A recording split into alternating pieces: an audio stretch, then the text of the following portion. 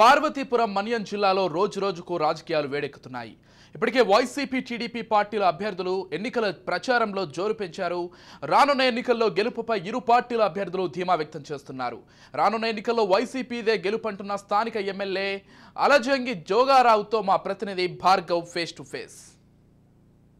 సార్వత్రిక ఎన్నికలు సమీపిస్తున్న వేళ అటు టీడీపీ ఇటు వైసీపీ రెండు కూడా హోరాహోరీగా ఇప్పటికే ప్రచారం కూడా మొదలుపెట్టింది. అయితే ప్రధానంగా మనం చూసుకున్నట్టయితే ఉమ్మడి విజయనగరం జిల్లా పార్వతీపురం మన్యం జిల్లాకి సంబంధించి పార్వతీపురం నియోజకవర్గంలో ఎప్పుడు కూడా రాజకీయాలు వేడెక్కుతూనే ఉంటాయి. అయితే తాజాగా మనం చూసుకున్నట్టయితే ఇక్కడ స్థానిక ఎమ్మెల్యే జోగారావు గారికి ఎప్పుడు కూడా ప్రజాదరణ రోజు రోజుకు పెరుగుతున్నట్టుగా మనకి నిత్యం మనం సామాజిక మాధ్యమాల్లో అలాగే ఎన్నో టీవీల్లో కూడా చూస్తూ ఉంటాం.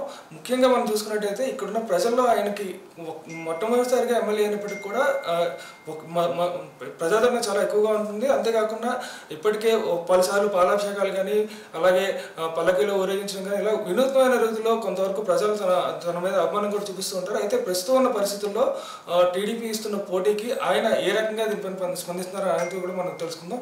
సార్ చెప్పండి సార్, ప్రస్తుతం ఇప్పుడు వైసీపీ ప్రభుత్వం చూసుకుంటే పూర్తి స్థాయిలో సంక్షేమ పథకాలన్నీ కూడా చేపట్టి అలాగే ముఖ్యంగా మీ పరంగా కూడా మీరు చేస్తున్న అన్ని రకాల సవాళ్ళు కూడా ప్రజలు గుర్తిస్తారంటారా, మళ్ళీ మీకు పట్టం కడతారంటారా లేదా టీడీపీకి మొగ్గు చెప్తారంటారా? ఖచ్చితంగా పార్వతీపురం నియోజకవర్గం వైఎస్ఆర్ పార్టీ గెలవడం ఖాయం.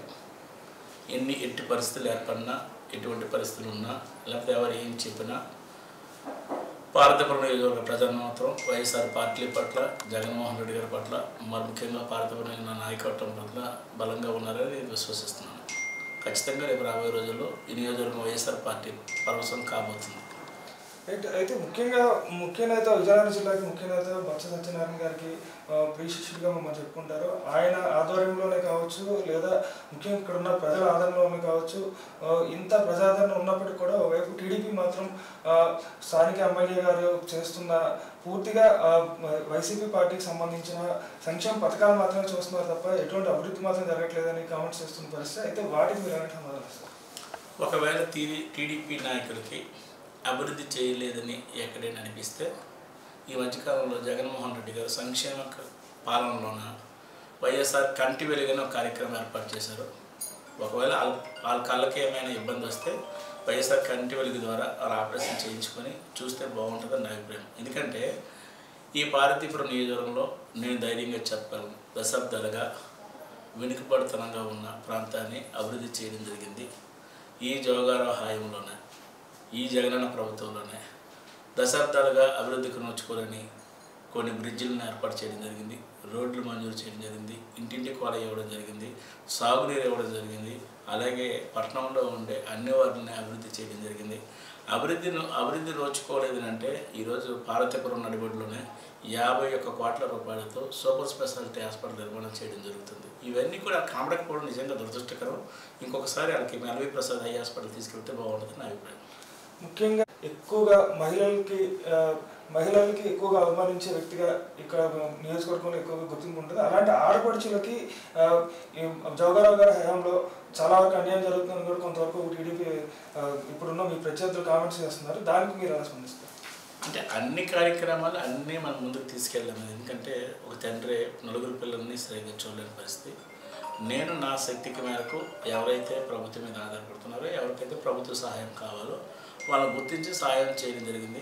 అయితే అందులోన ఇంకెవరికైనా ఇంజస్టిస్ జరిగితే నేను అన్నీ సాటిస్ఫై చేయలేను. కాబట్టి ఇంకా రేపు రాబోయే రోజుల్లో రెక్టిఫై చేసుకొని ముందుకెళ్ళడానికి నేను ఆశిస్తాను. ముఖ్యంగా ఈ మధ్య మన సామాజిక మాధ్యమాలు చూసాం, మీ ఆదాయంలో కాకుండా మీకు వచ్చిన జీతం ఏదైతే గౌరవ వేతనం ఉందో దాన్నే ప్రజలకు ఎప్పుడు కూడా మీరు పంచుతూ ఉంటారు. దాన్ని వక్రీకరించి సామాజిక మాధ్యమాల్లో మీ మీద నెగిటివ్గా కొంతవరకు కామెంట్స్ చేశారు. దానికి మీరు ఎలా స్పందిస్తారు? వాళ్ళ విజ్ఞతగా వదిలేస్తాం.